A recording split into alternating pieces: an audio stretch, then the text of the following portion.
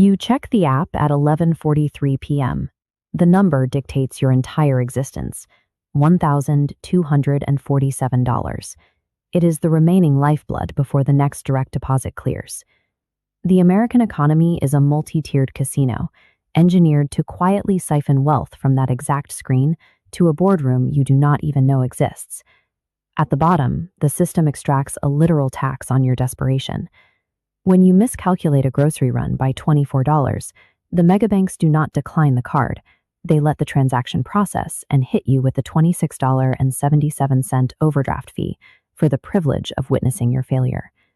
A liquidity crunch leads to the Payday loan, a 2-week bridge carrying an average APR of nearly 400%. The average borrower remains a bag holder for 200 days, feeding a shadow banking system with more storefronts than McDonald's and Starbucks combined. You are the liquidity for the whales.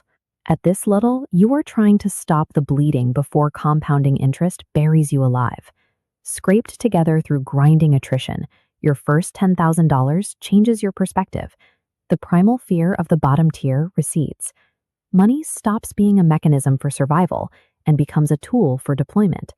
You deploy $1,500 into the market, and the tickers turn violently red. You are staring at a dead cat bounce, battling the evolutionary wiring that makes losing a dollar feel more painful than gaining one. So you hold. You read the tape. A corporate salary is a ceiling dressed up as a floor.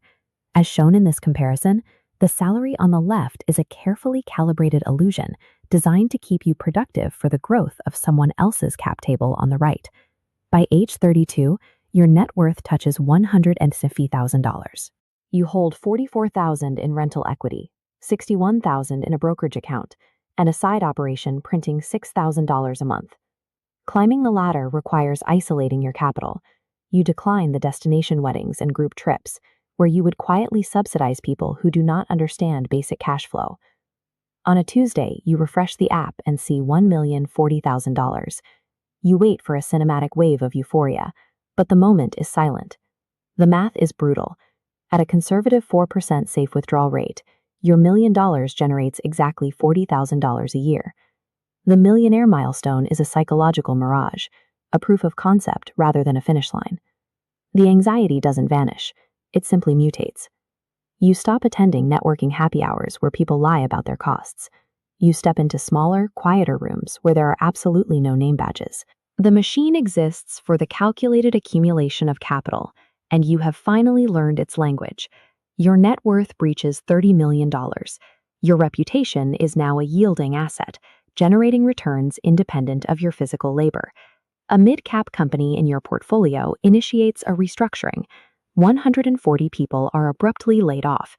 You have shared private dinners with the CFO, but you do not call to protest the human cost.